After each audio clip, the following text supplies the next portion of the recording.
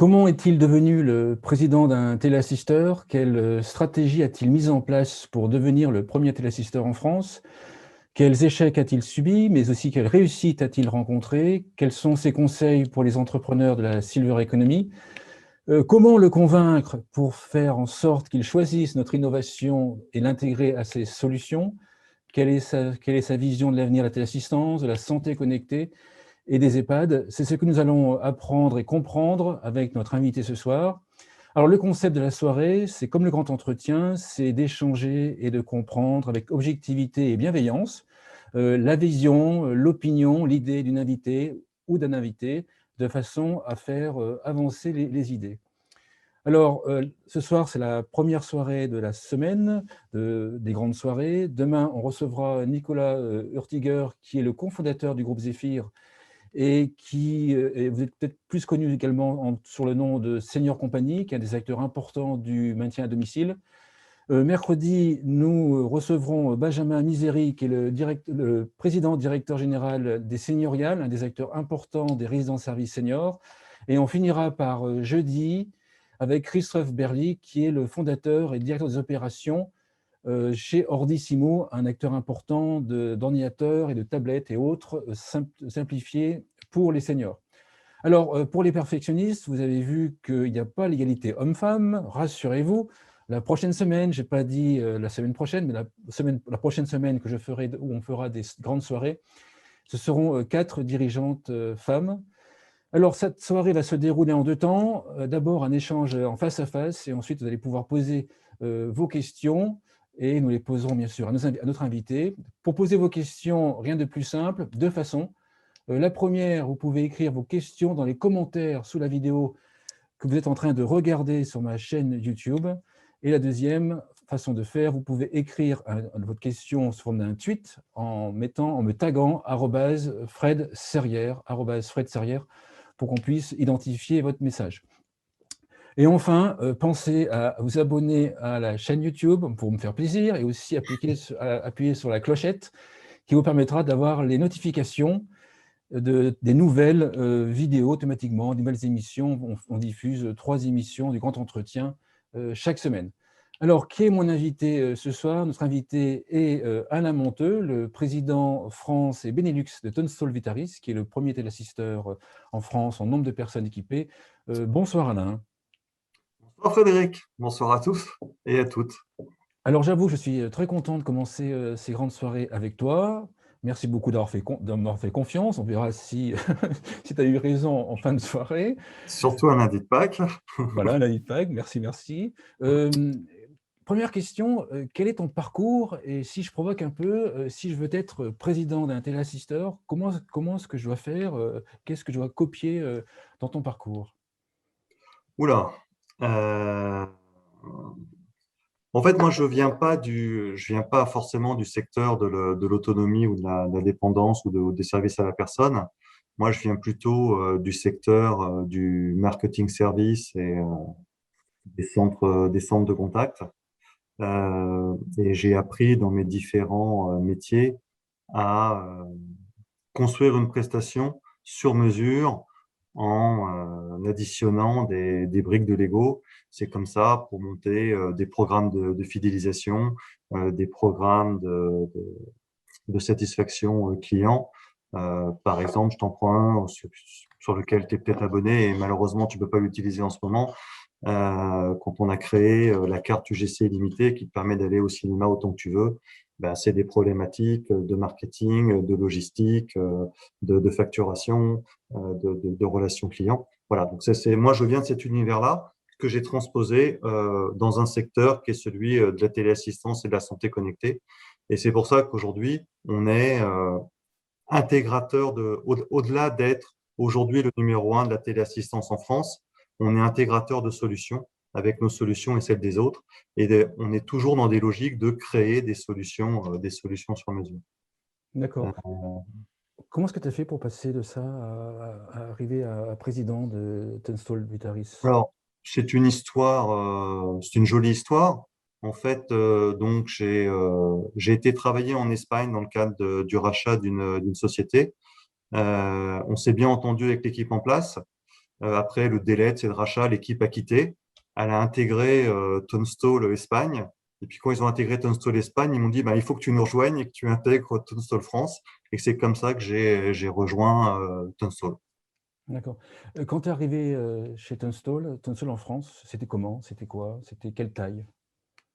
Euh, Déjà, je suis arrivé, donc c'est une belle histoire de relations humaines, hein, parce que c'est des gens avec qui on a continué de travailler ensemble. Quand je suis arrivé, Tunstall en France, c'était 50 personnes. C'était une instabilité managériale. Je me souviens bien, pour la petite histoire, de quelqu'un qui m'a dit, écoutez, en 10 ans, j'ai eu presque 10 présidents. Donc pourquoi je vous expliquerai ce que je fais? Parce que dans 6 mois, vous serez plus là. Eh bien, écoute, 7 ans après, je suis toujours là. Et puis, en 7 ans, on est passé de 50 personnes à 150 personnes. On est passé du numéro 5 de la téléassistance en France. On avait 70 000 abonnés à l'époque, au leader avec 30% de part de marché, 175 000 abonnés. On était présent qu'au domicile. Maintenant, on est présent en domicile, en résidence, en EHPAD, à l'hôpital. Il y a à la fois sur la téléassistance connectée et la santé connectée. Mon plus grand défi, ça a été euh, d'abord, j'ai fait une rencontre. J'ai fait une rencontre de la personne qui avait fondé Vitaris en France, qui s'appelle Michel Suchot, et qui avait fondé Vitaris en 1988, avant que ça soit racheté par le groupe Tunstall. Et déjà à cette époque, il y avait une vision que le bien vieillir à domicile, c'était une problématique. Alors aujourd'hui, ça paraît évident. En 88, je pense que c'était quelqu'un qui était un peu en avance sur son temps. Donc c'est une belle rencontre. Il m'a appris beaucoup de choses, et notamment sur le métier, le secteur et l'environnement. Et ensemble, on a réussi à faire grandir cette société en faisant le choix de garder les équipes en place, d'accord, et en faisant le choix de grandir ensemble et en essayant de garder cette culture qui avait fait de Vitaris depuis ces années, de fait de relations humaines et de qualité et de grande ambition. Relations humaines, c'est vraiment ce qui caractérise Vitaris. C'est une société qui est basée au Creusot, en Saône-et-Loire. C'est là qu'on a notre centre central d'écoute et d'assistance. C'est là qu'on a tout notre siège social. Euh, c'est vraiment des gens qui sont très attachés à leur région, très attachés à la société et très attachés à une certaine écoute du client et à une certaine notion de qualité. Et ma difficulté par rapport à ça, des fois, c'est d'être celui qui dit non, parce que moi, j'ai des équipes qui sont toujours dans une logique de dire oui aux clients et toujours dans une logique d'essayer de faire le meilleur pour nos clients et nos clients finaux. Comment, Et ma difficulté en croissant de 50 à 150 personnes, quand tu intègres des nouvelles personnes, c'est de maintenir c'est ce qui a fait ton succès, en fait, et notamment cette relation humaine et cette intégration entre les personnes. Et ça, c'est mon défi au quotidien. Et on voit bien d'ailleurs quand tu intègres des nouvelles personnes, il y a vraiment le tri entre ceux qui viennent avec une expérience de la perte d'autonomie, avec un parent, avec un proche, et qui se sentent concernés, et ceux qui ne se sentent pas concernés et qui vont me dire bon, je vais plutôt aller faire je caricature, hein, bien sûr, hein, je vais plutôt aller faire du marketing chez Danone parce que c'est mieux pour mon CV. Et ceux qui vont dire tiens, je suis intéressé, ça donne du sens à ce que je fais et je vais m'investir là-dedans parce que j'aurais bien aimé que ma grand-mère ou ma tante, quand elle a eu son problème, elle ait eu ce type de solution à mettre en œuvre. quand tu recrutes une personne, un dirigeant chez toi, en fait, c'est quelque chose à laquelle tu fais attention, que la personne se sent concernée et choisisse Tunstall, Vitaris Oui, pour une oui, mission ou pour un but. oui, mais c'est même pas moi, elles le choisissent d'elles-mêmes. On voit bien que le tri se fait D'accord. dès les premières questions. Après, je fais un truc que j'ai appris quand j'étais consultant.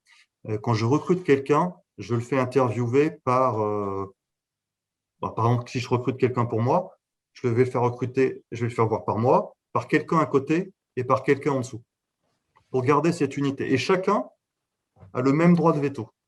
D'accord. Tu vois? Comme ça, on arrive à garder une certaine unité de valeur et de recrutement. Et c'est important parce que des fois, tu fais attention avec la personne au-dessus et un peu moins avec la personne en dessous. Et ça permet de garder et de faire le tri. La croissance des équipes, elle s'est passée en région parisienne ou au Creusot? Parce que tu as deux sites, plutôt le siège, j'ai compris. En fait, elle s'est faite au Creusot. avec la croissance de la centrale, avec la croissance des services support, mais elle se fait aujourd'hui en région, parce qu'à l'époque, on avait une ou deux agences. Maintenant, j'ai plus de 15 agences nationales qui couvrent le territoire. Et dans une agence, je peux avoir de 1, 2 à 5, 6 personnes, ça dépend des agences. Et aujourd'hui, je couvre le territoire avec des agences qui sont principalement des assistantes commerciales et des personnes qui vont installer à domicile. Aujourd'hui, j'ai la chance de faire 80% de mes installations et mes maintenances par du personnel salarié. Quand tu arrives chez Thomson Solvitaris, tu avais déjà la vision de faire grossir autant Thomson Solvitaris ou pas? Enfin, quelle est ta vision? Comment est-ce que tu voyais l'avenir en arrivant? Alors, en fait, je vais te raconter un truc. J'ai fait un séminaire et, j'ai fait un crowbar au tableau. J'ai dit, ben voilà, la croissance de la téléassistance, ça nous mène là. On était en 2013. Hein.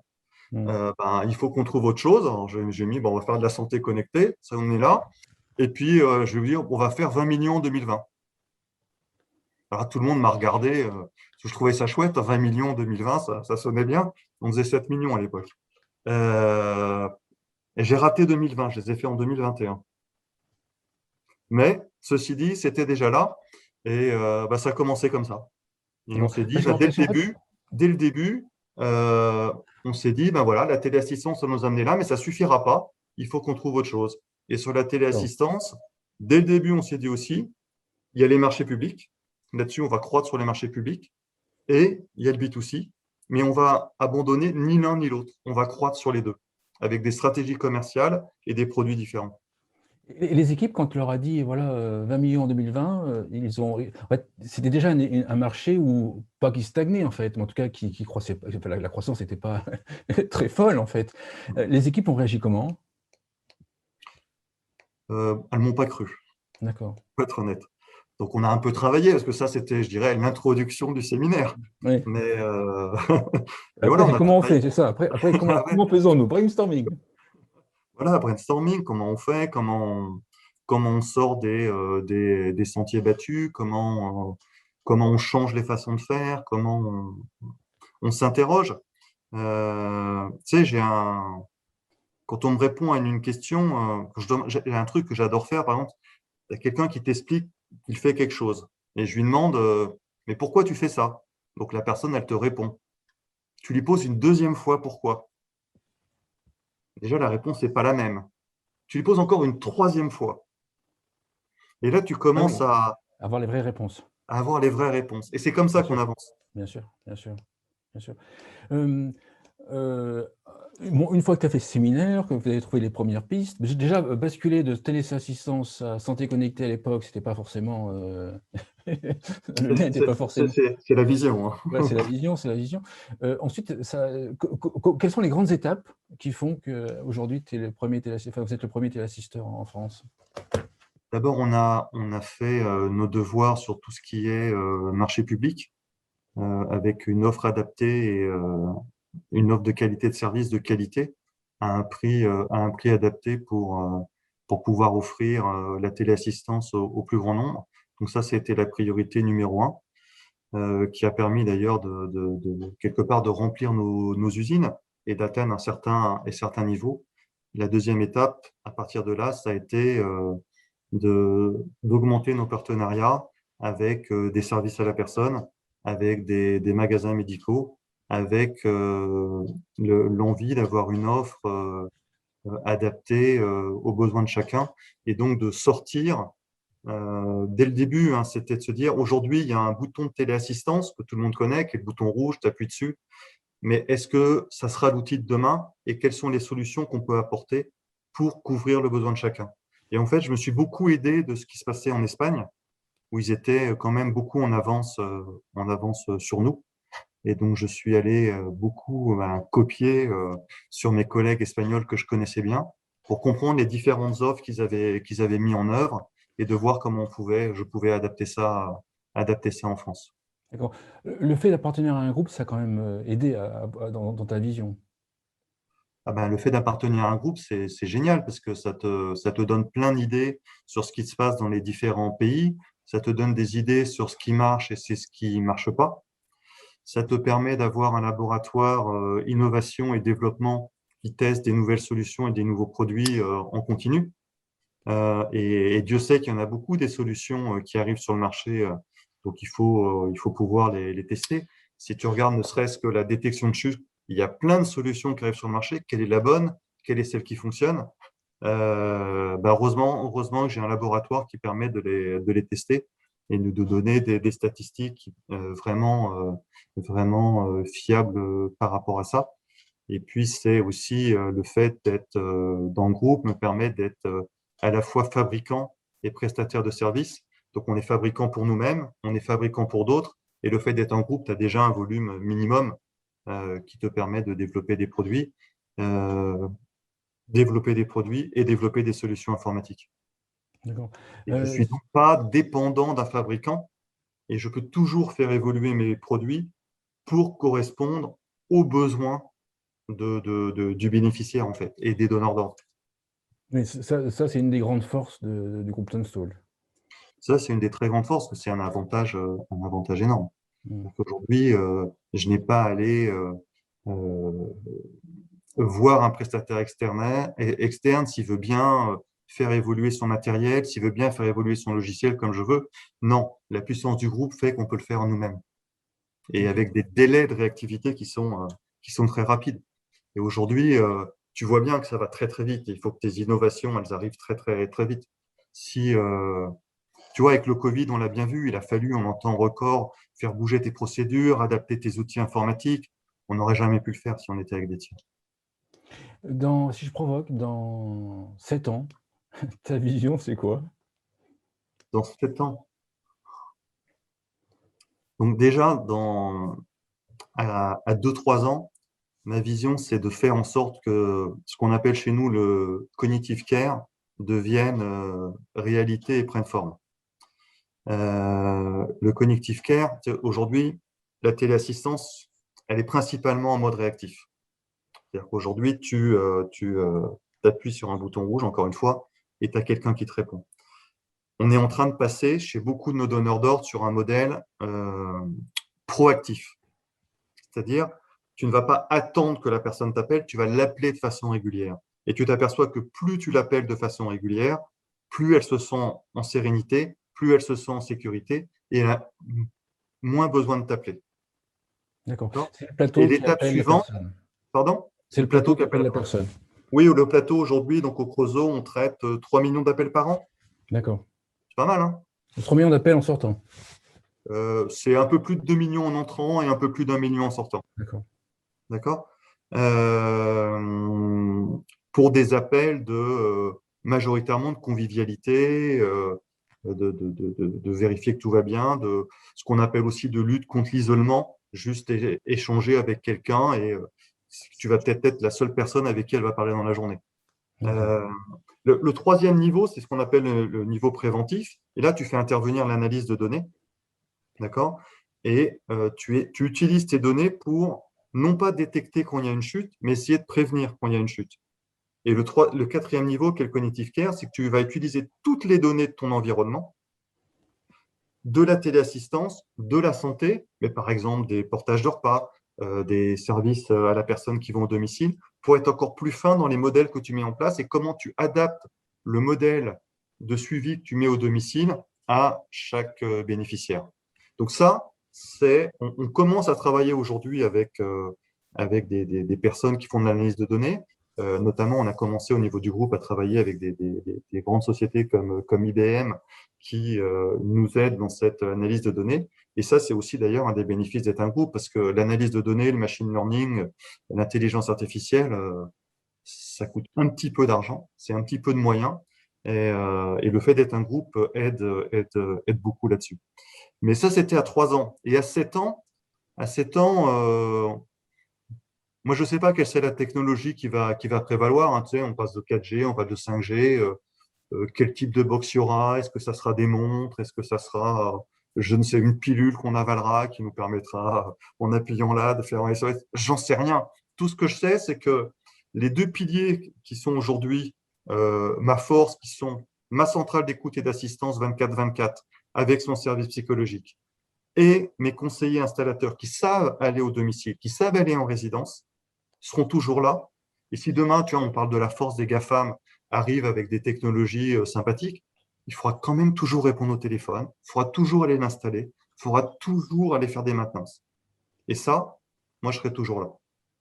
Et la téléassistance, derrière, quelle que soit la technologie, elle va permettre d'être, je crois, un panel de services au-delà de ce qu'on connaît aujourd'hui. Et donc, de faire travailler ensemble un écosystème à travers la téléassistance ou d'autres, mais la téléassistance a son rôle à jouer là-dessus, pour des services de conciergerie, des panels de services, pour faire du lien social, pour que la famille, les services à la personne, le service psychologique puissent travailler ensemble.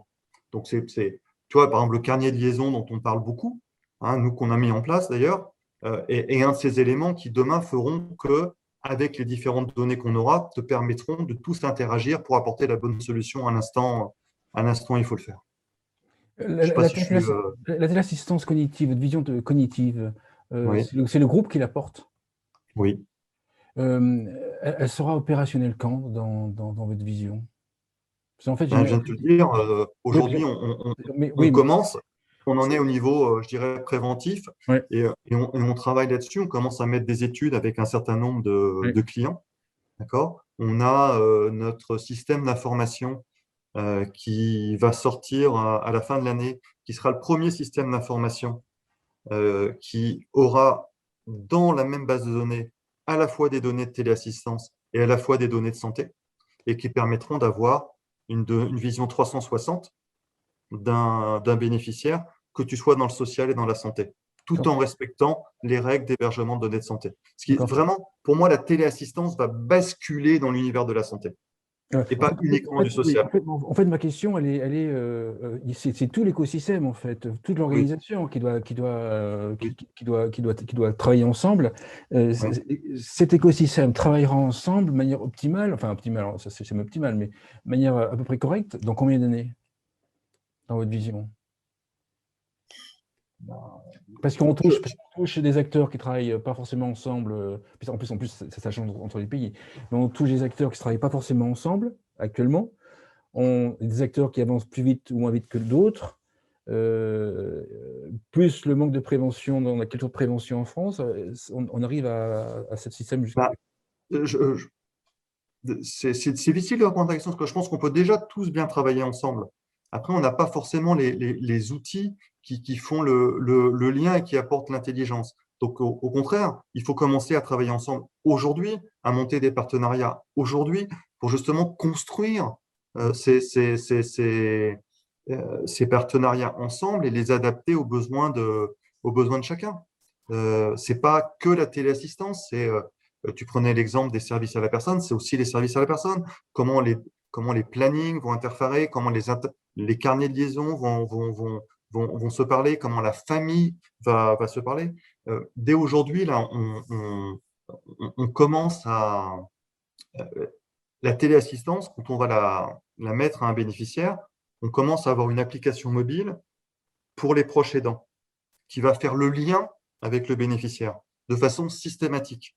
On a maintenant une application pour les services à la personne qui fait ce lien aussi. Donc tout ça va se développer, et la couche qui est difficile, c'est comment tu utilises les données de chacun, comment tu les fais parler pour en sortir, si je peux reprendre cette expression, la substantifique moelle. Mais ça ne se fera pas en claquant des doigts. Les modèles, ils doivent travailler. D'accord. Autre partie, les échecs et les réussites. Est-ce que tu peux nous parler d'un échec que tu as Ah, alors, les échecs et les réussites. subi? Pour moi, le terme, pour moi, un échec n'est pas un échec, donc je dirais pas subi, mais une situation d'un échec, couramment appelé un échec.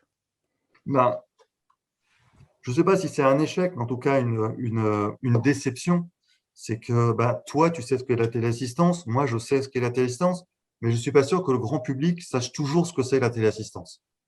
Et quand tu compares par rapport aux autres pays européens, ce qui est clair, c'est qu'en France, on est en retard. En termes de taux de pénétration, des plus de 75 ans, des plus de 85 ans, on est en retard. Et ça, effectivement, je ne sais pas si c'est un échec, mais c'est un regret on n'a pas assez moi, mais peut-être les autres téléassisteurs, aussi vulgariser la téléassistance pour que justement elle soit beaucoup plus déployée et de plus en plus pris dans une logique préventive. Ça s'améliore, hein. Quand je faisais une enquête je crois en 2014 sur pourquoi vous avez pris la téléassistance, une grande majorité des gens le prenaient après une chute ou après un événement grave, une hospitalisation. Aujourd'hui, à la même enquête qu'on fait tous les ans, j'ai dépassé le cap des 50% de personnes qui le prennent en mode préventif. Donc, C'est un toi, sacré changement. C'est quelque ça, changement. quand même, ça évolue. Ouais. Mais si on veut vraiment que la téléassistance soit le plus efficace possible, parce qu'elle est déjà, et même en mode réactif, hein, tu sais que si tu peux éviter une hospitalisation, euh, c'est quand même pour la personne des traumatismes en moins. C'est très, très important. Euh, et, euh, et si demain, tu peux être dans une logique de prévention, c'est encore mieux. Un succès, quelque chose qui est arrivé mieux que ce que tu imaginais. Euh, j'ai, on a, tiens, je vais te parler de service à la personne. Euh, on a fait un partenariat avec un grand des services à la personne qui s'appelle Adapt Service. Euh, on a monté tout un partenariat avec eux qui étaient effectivement des solutions de téléassistance, mais pas que des solutions de téléassistance. C'est comment on communique sur la téléassistance, quels sont les outils qu'on met en œuvre. Tu as les flyers, tu as les affiches, tu as les kakémonos, tu as les présentoirs. On a mis en place toute une batterie d'outils. On a mis en place toute une batterie de formation produit. Et puis aussi, on a mis en place toute une batterie d'outils de vente et d'argumentaire de vente. Parce qu'un franchisé, service à la personne, c'est pas tout le temps un vendeur. Donc, il a besoin d'outils. Et on a mis en place un pas à pas de la téléassistance qui lui permet de le guider, qui permet de lui donner confiance. Et un jour, mon alter ego chez ADAP m'a dit, vous savez, le partenariat qu'on a mis ensemble en place, c'est le meilleur partenariat qu'ADAP a. Ben voilà, ben là, toutes les équipes, je peux vous dire qu'elles étaient fières. Parce que vous aviez compris et pris en compte que sur le terrain, c'est pas forcément des vendeurs, et même pas dans l'âme en fait. C'est plutôt le cerf de vie n'est pas né Ouais. entre guillemets, vendeuse, et vous avez compris ça, qu'il fallait l'assister. On avait surtout compris qu'il fallait on avait compris ça et qu'il fallait les accompagner, pas de qu'est-ce que c'est que la téléassistance, quels sont les différents produits. Ce produit-là, c'est pour qui? Ce produit-là, c'est pour qui? Ce produit-là, c'est pour quel type de personne? Comment ou quelle est la question que je vais poser pour voir s'il peut y avoir un intérêt? Tu sais, je me souviens, j'avais été dans un magasin médical et, j'avais vu des clients entrer et je demandais au patron, mais cette personne-là, vous lui avez pas demandé s'il était intéressé par la téléassistance? Il me dit, ah bah oui, j'y ai pas pensé. Alors que c'était évident, ça se voyait, il suffisait de lui demander. Alors, la personne l'avait peut-être ou pas, mais en tout cas, le besoin, il était là. Et c'est comme ça qu'effectivement qu'on a réfléchi à nos partenariats pour accompagner nos partenaires au-delà de se dire, ben voilà, la téléassistance, c'est tel prix, votre commission, c'est ceci. Et devra un vrai partenariat gagnant-gagnant. Mais en fait, je pense qu'il y a aussi le phénomène que l'année dernière, vous avez publié une étude en Espagne, puis une autre, enfin trois études Espagne et en Grande-Bretagne. Une des études explique qu'une personne qui est équipée d'une téléassistance, enfin de votre système de téléassistance, reste plus de 2 ans, en fait, si j'ai bien compris, chez elle, en plus qu'une personne qui n'est pas équipée. Tant qu'on n'avait pas ces chiffres en question, c'était quand même difficile pour les dirigeants de services à domicile de comprendre l'impact qu'a la téléassistance. Effectivement, on a fait la première étude indépendante et longitudinale, c'est-à-dire avec des groupes tests, avec ou sans la téléassistance, qui ont démontré qu'avec une téléassistance mise en place par Tonsol, donc proactive et préventive, adaptée aux besoins de chacun, tu avais un rallongement de 2 ans du maintien à domicile. 2 ans, c'est énorme. Effectivement, pour un service à la personne, ces 2 ans de téléassistance, c'est aussi 2 ans de service en plus pour eux. D'accord? Donc, tu imagines, plus on va être dans du préventif et donc plus on va prendre les personnes, les aider le plus tôt possible, on va rallonger encore la durée de maintien à domicile et les partenariats qu'on a avec les services à la personne. D'accord. Autre question que j'aurais voulu te poser, je suis entrepreneur en France ou au Luxembourg ou en Belgique. J'ai développé une innovation qui pourrait se brancher sur un téléassisteur, en tout cas où j'ai besoin, ou par exemple des lunettes connectées, par exemple, où j'ai besoin d'être connecté à un téléassisteur. Comment est-ce que je dois faire? Parce que j'imagine que tu dois être assommé par le nombre d'innovations qui sont apparues sur la silver economy, qui marchent plus ou moins bien. Comment est-ce que je dois faire pour capter ton attention et puis te convaincre en fait de choisir ma solution et de l'intégrer sur ton plateau et dans tes propositions de service? Je ne sais pas s'il y a une méthode, mais c'est la plus basique que ça. Quand les partenaires avec qui on a travaillé, un jour, ils sont venus me voir, ils ont toqué à la porte, ils m'ont expliqué leur système, ils m'ont expliqué ce qu'ils étaient, ils m'ont expliqué leur vision. Et puis, moi, je les ai crus. On a testé le produit et puis on a vu que ça correspondait à quelque chose de cohérent. On les a beaucoup interrogés pour voir ce qu'il y avait derrière et on a mis en place des partenariats. C'est comme ça, effectivement, qu'on a un partenariat sur des lunettes connectées avec LCLC. C'est comme ça qu'on a un partenariat depuis assez longtemps avec C2S sur leur système de détection de chute. Et effectivement, si tu prends Ramzi Larbi, il est venu me voir un jour, il m'a expliqué sa solution, je l'ai écouté, j'ai compris qu'il y avait des choses derrière, que c'était pas du vent, et puis on a avancé très très rapidement. Quand Alain Tixier de Fingertips vient me voir avec son coussin connecté, je comprends l'intérêt et on développe un modèle ensemble qui répond à un besoin de lien social, de proximité. Mais voilà, mais il y a une solution éprouvée, testée, et ils ne sont pas arrivés pendant d'en acheter 20 000. On a développé un partenariat ensemble qui répondait à un besoin. On a répondu à des demandes ensemble. Tu vois, Alain, on vient mettre aujourd'hui des coussins connectés à la ville de Paris. Voilà, ce sont des beaux partenariats. Des fois, ça marche moins bien, mais en fait, c'est une question de personnes et d'avoir envie de développer un projet en commun. Et je dirais que c'est plutôt assez facile. Maintenant, si tu viens me voir avec une solution où tu n'as jamais été voir un client final, tu ne fais que de la levée de fonds sans t'intéresser à ton produit et que tu me demandes d'en acheter 10 000 et c'est tout ce qui t'intéresse pour crédibiliser ta prochaine levée de fonds, c'est sûr, ça ne va pas marcher. D'accord, Je suis d'accord, content de te faire rire, d'accord. mais ça arrive aussi. Et oui, oui, donc en fait, il faut quand même en fait, il faut que le produit soit déjà testé et déjà commercialisé pour que ce soit. Pas forcément, je veux dire, quand C2S, quand il commençait, il y avait beaucoup de tests et de pilotes, mais après, nous, on est très, très ouverts, hein, on est très conscient que la technologie de demain, comme je te disais tout à l'heure, je ne la connais pas forcément, donc il faut être ouvert, et puis faut que ça corresponde faut que ça corresponde à un besoin. Après, des fois, on se rate, hein, on avait développé un partenariat à un moment, une start-up pour suivre l'activité de la personne avec la consommation d'eau. Ah Je oui. croyais beaucoup à Ouais, ça. ouais. En fait, il s'est avéré que mettre les compteurs, en fait, c'est pas si facile à installer. Donc, il y avait un vrai frein à l'installation, il y avait un vrai frein au délai, même si l'idée était géniale.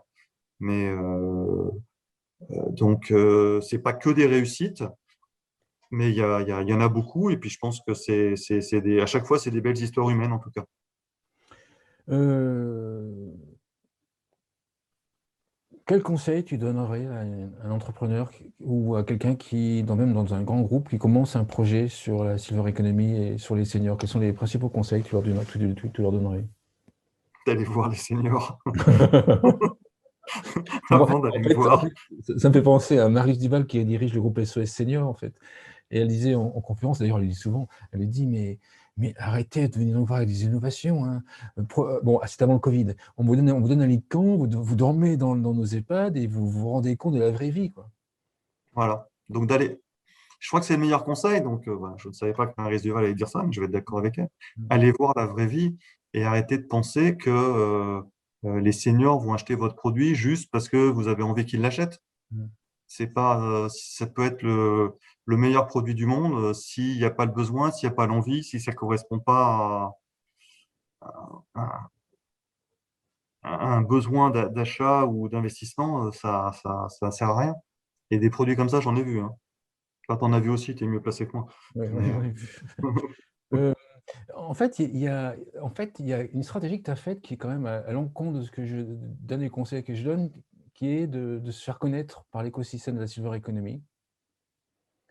Et donc, effectivement, on vous voit de plus en plus dans l'univers de la silver economy, mais en fait, il y en a bien d'autres, en fait, dans les téléassisteurs qui interviennent beaucoup plus dans les conférences, dans les débats, etc. Et vous, vous êtes leader.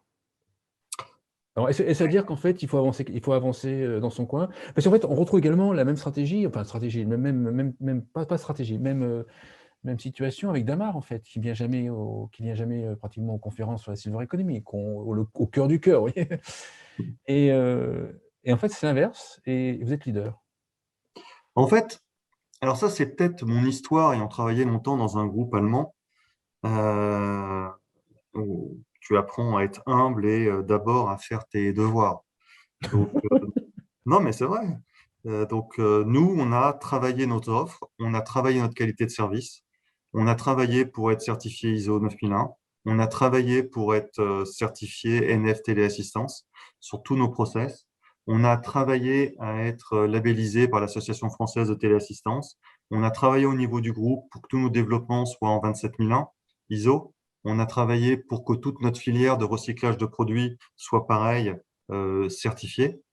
Et quelque part, c'est le bouche à oreille et la crédibilité de ce qu'on fait sur le terrain qui fait qu'on a progressé avant tout. Voilà. Maintenant, c'est vrai que j'aurais peut-être pu être plus présent. Nous aurions peut-être pu être plus présents. On commence à le faire. C'est vrai que on vient de changer d'agence de communication et on va essayer effectivement d'être un peu plus présent. Mais d'abord, je le redis, on a fait nos devoirs, on a travaillé notre qualité et on a démontré sur le terrain que ce qu'on vendait, ça correspondait à ce qu'on disait. En gros, on dit ce qu'on fait, on fait ce qu'on dit. Et Et comment est-ce c'est notre principe. Et je pense que tu ne peux pas te développer à long terme sur uniquement du vent et de la communication. Hmm. Il faut c'est bien joli d'aller annoncer à la télé la dernière innovation. Si quand derrière tes clients ils appellent et que les équipes au service client ils disent mais non, ça c'est la communication du président, on savait bien, hein. Ça n'existe pas. Hmm. On ne dira pas de nom. Euh, Non, non, mais je ne vise personne. comment est-ce que tu fais là, enfin, je te connais assez bien. J'avais pas vu en fait, j'avais loupé un truc. J'avais pas lu que tu allais dans les EHPAD. D'accord. Dans les EHPAD. Comment est-ce qu'on fait pour dire voilà, tiens, on va aller dans les EHPAD. C'est aussi la vision. L'EHPAD est dans la vision. C'est-à-dire qu'aujourd'hui, notre vision, c'est de te permettre de vivre avec le plus de sérénité et de sécurité dans le lieu de ton choix. Alors, c'est vrai que l'EHPAD, c'est pas vraiment souvent le lieu. Je ne sais pas si on peut dire que c'est ton choix. Mais in fine, de pouvoir y vivre avec le plus de sécurité et de sérénité de la même façon que si tu étais à ton domicile. En fait, si je reviens, quand je suis arrivé en France, on ne faisait que de la téléassistance. Et dans le groupe, il y avait des solutions pour les EHPAD, pour les hôpitaux et des solutions de santé connectée. Donc, on a commencé, avant la santé d'ailleurs, on a commencé par les EHPAD. On s'est dit comment on peut entrer sur le marché des EHPAD en France. On y avait été il y a très longtemps, mais on n'y était plus du tout.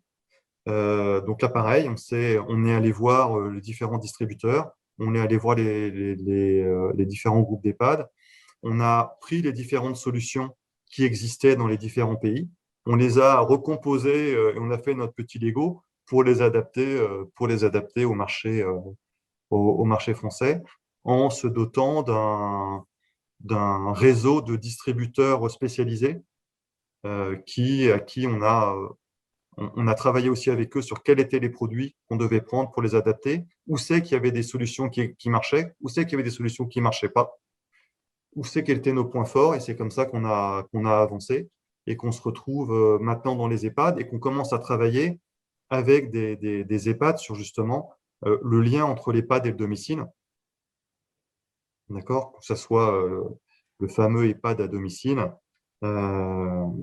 notamment. Là aussi, c'est dû au fait que le groupe Tunstall travaillait déjà dans la piste en question. Est-ce que, Oui, oui. Oui. Donc là, là, c'était plutôt encore, dans les pays, encore une dans les fois, c'est pays la force de nordiques. frappe de Tunstall. Exactement, dans les pays nordiques et dans les pays allemands, ils sont très très forts sur ces sujets-là. Donc je suis plutôt allé piquer les idées de téléassistance au domicile en Espagne et dans les pays nordiques, les idées de téléassistance résidence et d'appel malade ou d'appel infirmière pour les EHPAD et les hôpitaux. Quand tu dis piquer les idées, tu vas sur place, tu écoutes ton homologue espagnol, tu lui dis voilà, donne-moi les bons conseils, quand ça marche. Bah, tu fais ça parce que bah, ça, c'est l'étape obligée. Mais tu essayes de parler avec un peu tout le monde, tu essayes d'aller sur le terrain, tu essayes de voir, de voir des personnes. J'essaie aussi d'amener des personnes. Donc ça, je continue. Enfin, non, je ne le fais pas en ce moment, malheureusement. Mais il y a encore un an, je le faisais. J'amène des consultants. Tu peux venir quand tu veux. Bah, je veux bien aller à Euh, Madrid, hein. Madrid ou Barcelone, ouais. Ah bah, je veux bien aller. Oui, Ou oui, si, même dans si. les Pays Basques, c'est encore plus intéressant. D'accord. Parce qu'ils ont vraiment développé des choses. Là-bas, ils sont très, très, très, très pionniers. Et voilà, c'est aller voir ce qui marche, ce qui fonctionne, comprendre et aller jusqu'au bout des choses pour pouvoir expliquer pourquoi on fait ça, pourquoi on a des outils de détection de flux qui sont comme ça, pourquoi on met des serrures connectées en lien avec notre bouton d'appel qui fait la détection de flux et qui fait aussi l'ouverture de la porte. Dans mes premières visites d'EHPAD, j'ai vu des patrons qui me disaient ah, on a plein de systèmes, on teste plein de trucs, mais alors d'ici quelques temps, hein, moi, un résident, il va avoir autant de médaillons que de solutions. Ah oui, c'est le risque. Donc là, j'ai compris qu'il y avait une logique Un collier? Non, d'intégrateur. non, non, c'est des médaillons, d'accord. Oui, un collier, un médaillon, un truc dans la poche, un truc à la ceinture. Et c'est un peu le risque. Donc aujourd'hui, ça nous a conforté dans cette logique d'intégration. Et les serrures connectées qu'on ouvre avec le médaillon, c'est parti de là. Parce que des serrures connectées, il y en a plein sur le marché, hein. Mais nous, notre idée, c'est un résident, il a un médaillon, il fait bouton d'appel, il fait ouverture de porte, il fait ouverture de sa porte. D'accord. Et ça, tu vois, et tout part de là, c'est-à-dire de faciliter et de simplifier les choses. Mais en résumé, en t'écoutant, je regarde à l'extérieur ce qui se passe, je regarde dans le groupe ce qui se passe, je vais voir les clients pour voir qu'est-ce qui pourrait être adapté, quelles sont les spécificités locales. Voilà, puis on y Et met créer une quelques solution. idées et on y met quelques idées à nous. Enfin, on fait du copier-coller amélioré, comme tout le monde, mais on essaye d'y apporter notre vision, d'y apporter notre touch, si je puis dire ça, de façon la plus humble possible. Et puis, de toute façon, au final, hein, tu sais, c'est les donneurs d'ordre et les clients qui te disent si ça marche ou si ça marche pas, hein. Il y a une question qui est la santé connectée. Est-ce que la santé connectée t'appelle, tu parles aussi du suivi de retour d'hospitalisation. Ah, Exactement. est-ce que ça, c'est l'axe aussi Exactement. Donc, ah, moi, quand je parle de santé connectée, que j'explique peut-être que de quoi je parle. Je ne parle oui, pas de tout la télémédecine, je parle bien de suivi de données de santé à domicile, ce qu'on appelle télémonitorisation.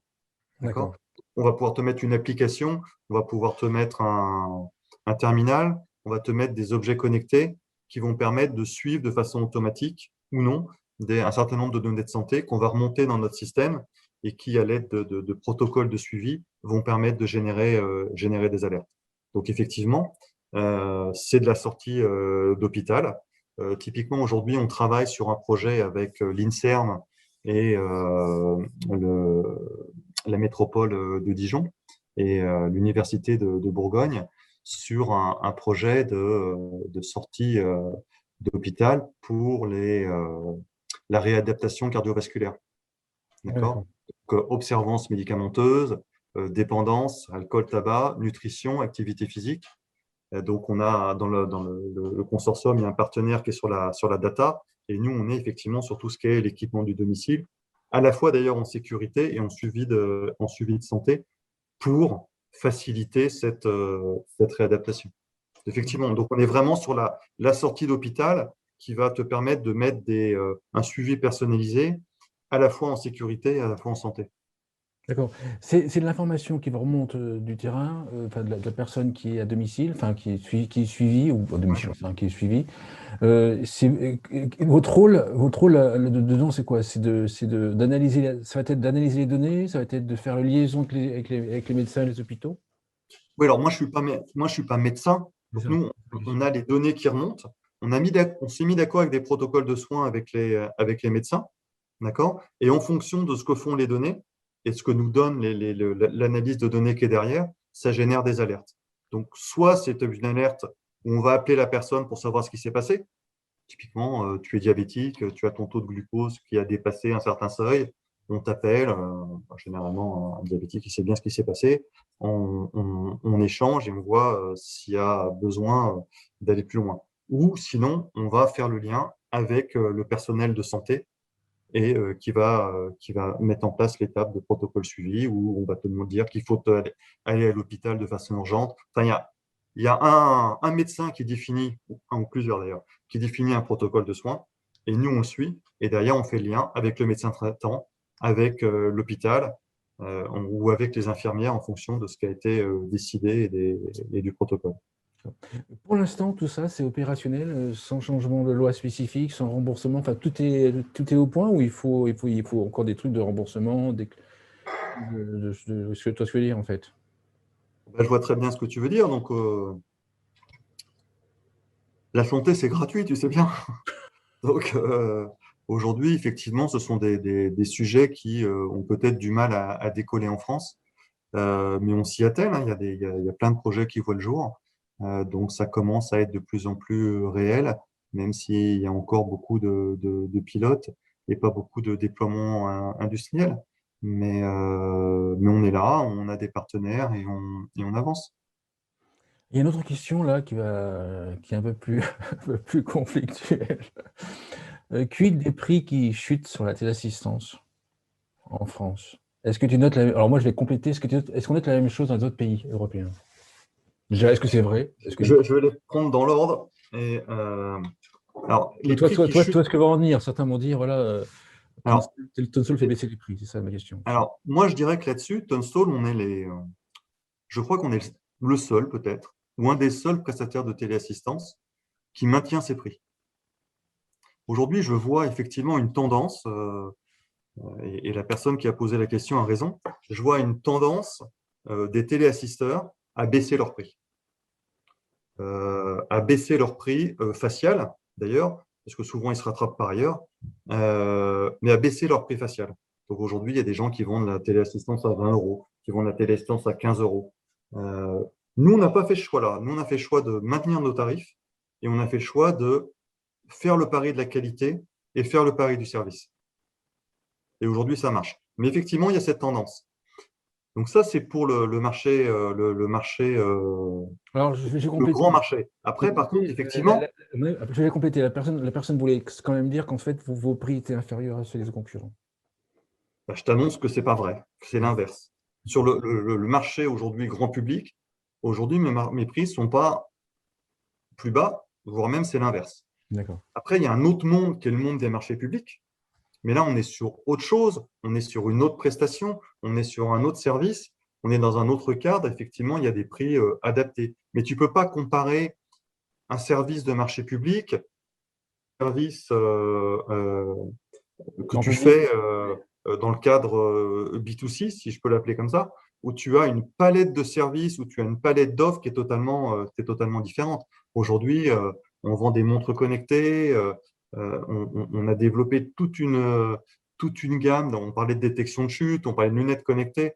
Tout ça, c'est des solutions complètes qu'on va sur le B2C pouvoir adapter. Euh, alors, les marchés publics évoluent beaucoup, hein. Il y a plein de choses qui se font. Euh, mais c'est deux façons de faire différentes, tu ne peux pas les comparer.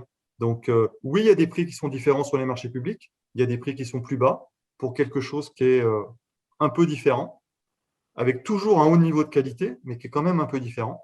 Et tu as le B2C, et sur lequel, au contraire, nous, on parie sur la valeur ajoutée, sur la qualité et sur la mise en avant des plus que nous proposons.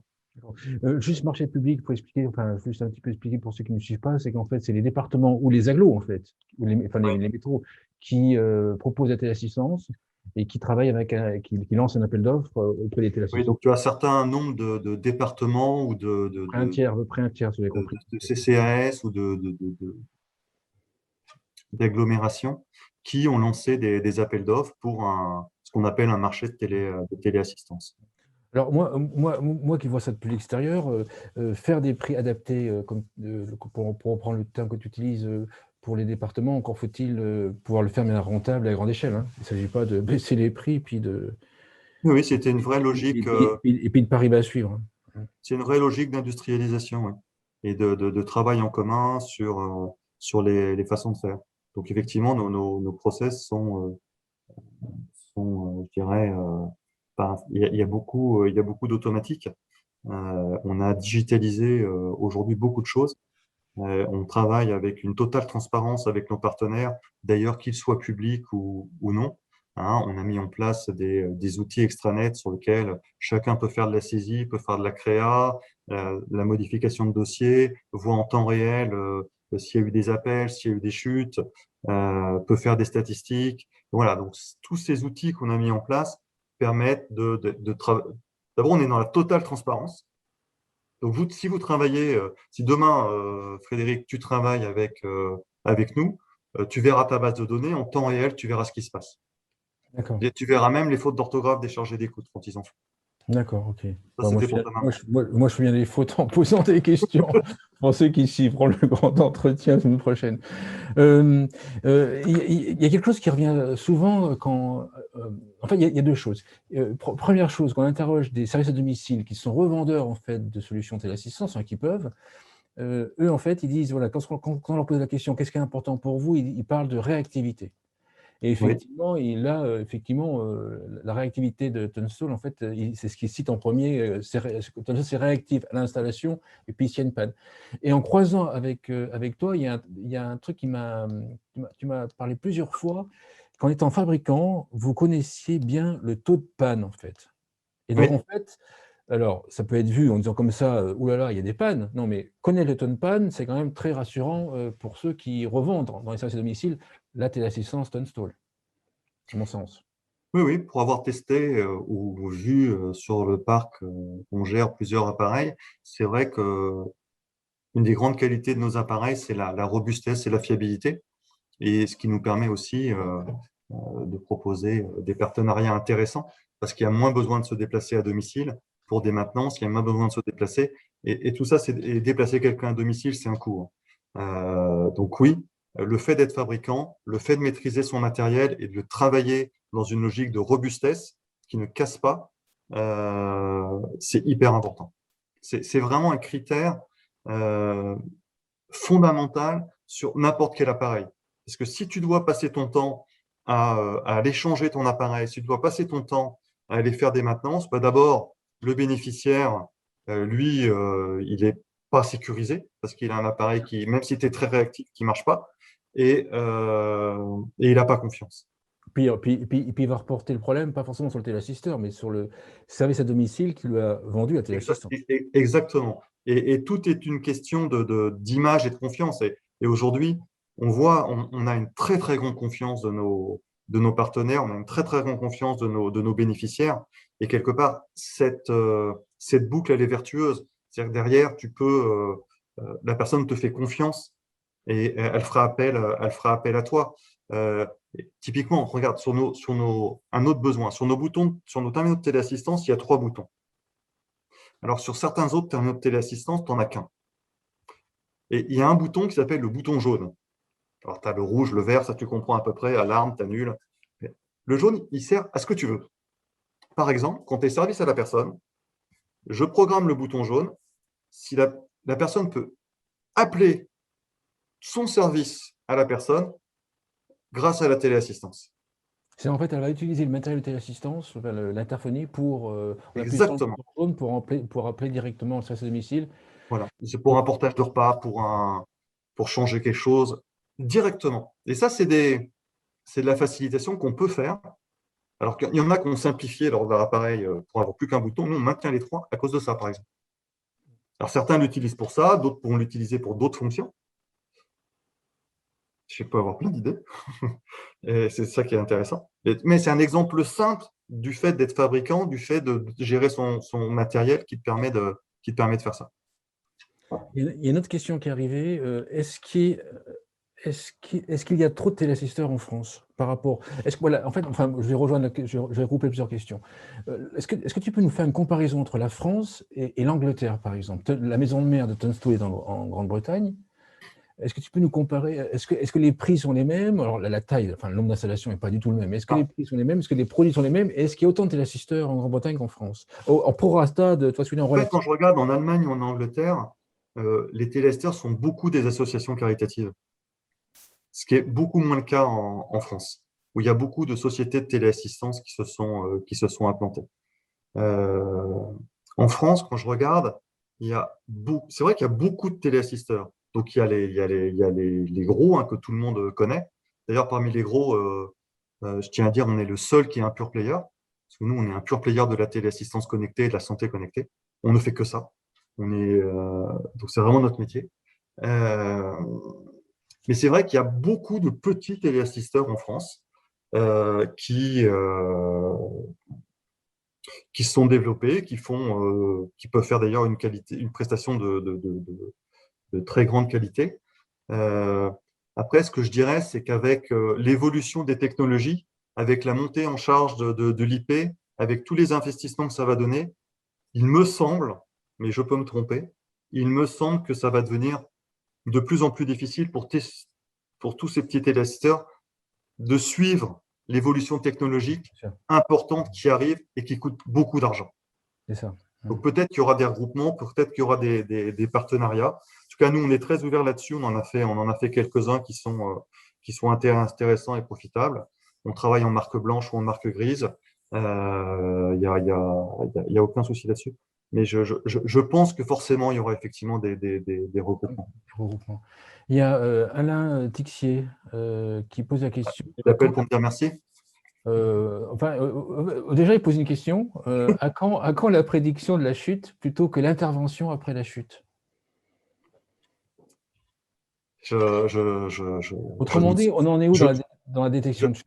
je ne connais pas, Non, oui, c'est prédiction. Oui, une prédiction. Oui, je ne connais pas la date exacte et je ne suis pas sûr que j'arriverai à te dire, Frédéric ou Alain, si tu m'entends, tu vas chuter la semaine prochaine à midi 2. Mais on va plutôt travailler sur des probabilités de chute. Et honnêtement, avec les outils qu'on a uniquement sur un système préventif, on commence à avoir des premiers résultats qui sont pas mauvais. Donc tout ça, ça va s'affiner. Je ne sais pas combien de temps ça va prendre, mais on commence à avoir des résultats. Quand on travaille euh, avec que ce soit IBM ou d'autres partenaires et qui font mouliner les données, on commence à avoir des premiers résultats qui sont intéressants. Après, je ne vais donc, pas donner de date, je vais dire un peu de patience, mais ça viendra, c'est sûr. en fait, c'est les capteurs qui vont mesurer la façon à laquelle Mais tu sais qu'on a déjà plein de données qu'on n'utilise pas dans la téléassistance, hein. Les appels qu'on a, les visites à domicile, euh, c'est, c'est, c'est- on a des millions de données, on a des capteurs, euh, Une rien que question. d'utiliser ça, il y a une richesse pas possible. Et après, donc, le premier travail, c'est quoi ce qu'on fait? C'est avec toutes les données qu'on a, on les analyse, qu'est-ce qu'on peut en faire et quelles sont les données qui manquent. D'accord. Les données qui manquent, c'est comment tu vas les récupérer demain, avec un capteur, avec autre chose. Et à partir de là, on va construire l'écosystème pour avoir un système le plus fiable possible. D'accord. La question qui me vient après celle d'Alain Tixier, c'est est-ce qu'il y a quelques années, il y avait une société qui s'appelait Smart Risk, en fait, et qui, je crois, faisait essayait de mesurer la consommation électrique, etc. Et dans les discussions, il y avait une question de détecter la dénutrition en préventif. Est-ce que ça, c'est un truc, on va y arriver un jour déjà, est-ce que c'est une demande, mais est-ce que ça, est-ce que tu crois que la technologie va pouvoir permettre de mesurer la dénutrition des personnes âgées de manière automatique? Ou pas automatique, d'ailleurs. J'en sais rien, je ne vais pas te répondre oui ou non à une question pareille. Maintenant, il me semble qu'il y a des informations et des croisements d'informations qui doivent permettre d'approcher un résultat dans ce sens. Encore une fois, on en est au début, donc promettre des résultats là-dessus, je vais pas m'y avancer. On est au début, il y a plein de choses à construire. Nous, on cherche des partenaires pour construire cela, sur la dénutrition, sur autre chose. Donc là-dessus, tu me disais tout à l'heure des partenaires sur des nouvelles technologies, mais on cherche aussi des partenaires pour enrichir en termes de données, enrichir le système et le rendre plus viable. Au niveau organisation, comment est-ce que tu fais pour… là, tout à l'heure, tu as parlé d'un projet que tu menais à Dijon. Comment est-ce que tu fais pour mener autant de projets différents, de suivre autant d'actualités différentes? Comment est-ce que vous êtes organisé? Comment est-ce que c'est possible de suivre autant de sujets différents? Hmm. Je sais pas. On est organisé très simplement. On a une personne en charge de la santé, une personne en charge de ce que chez nous on appelle le groupe living, donc les résidences, une personne en charge de tout ce qui est EHPAD, hôpital, qui ont un vrai savoir-faire sur leur secteur d'activité et qui maîtrisent leur sujet. Après, il y a plein de choses que je pourrais faire. On n'a pas forcément le temps. C'est pour ça, tout est relatif, hein. Tu me dis qu'il faut qu'on fait plein de choses. J'aimerais tellement en faire plus, mais on essaie de se concentrer sur tu sais, les 20 projets qui vont donner les 80% des résultats, hein. Le Pareto a toujours loi, a toujours loi. Et on a aussi des personnes qui sont engagées dans leurs projets oui, plus qu'engagés et qui travaillent beaucoup. Et on travaille beaucoup chez Tensol. Mais on travaille parce qu'on aime ce qu'on fait et qu'on sait pourquoi on le fait. Et, euh, et, euh, et que le lundi matin, quand on se lève, on sait pourquoi on va travailler. Une conclusion pour l'émission? À moi de conclure. Bah, tu sais qu'en fait, dans mes émissions, c'est l'invité qui bosse, hein. J'ai toujours dit ça, hein. Euh, moi, des questions qui ont été posées et que tu m'as posées, on voit bien que la donnée et l'utilisation de la donnée interpelle beaucoup. On voit bien qu'on est en termes avec une vraie envie de passer dans un modèle plus préventif. Aujourd'hui, moi, je peux pas le faire seul. Je pense qu'il n'y a pas grand monde qui peut le faire seul d'ailleurs. Et aujourd'hui, je suis vraiment en recherche de partenaires pour construire cet écosystème de données ensemble et pour avancer et construire les modèles et pour aider à construire les modèles sanitaires et sociaux de demain. Donc voilà. Donc si cette heure d'interview pouvait servir à ça, ben écoutez, appelez-moi avec grand plaisir. Super, merci Alain Monteux. Je rappelle que tu es président de Tonsol Vitaris France. Merci beaucoup. Demain, je rappelle qu'on va avoir comme invité Nicolas Hurtiger à 20h demain, qui est président du groupe Zéphyr et Senior et compagnie. Merci beaucoup Alain. Merci Frédéric, merci à toutes et à tous.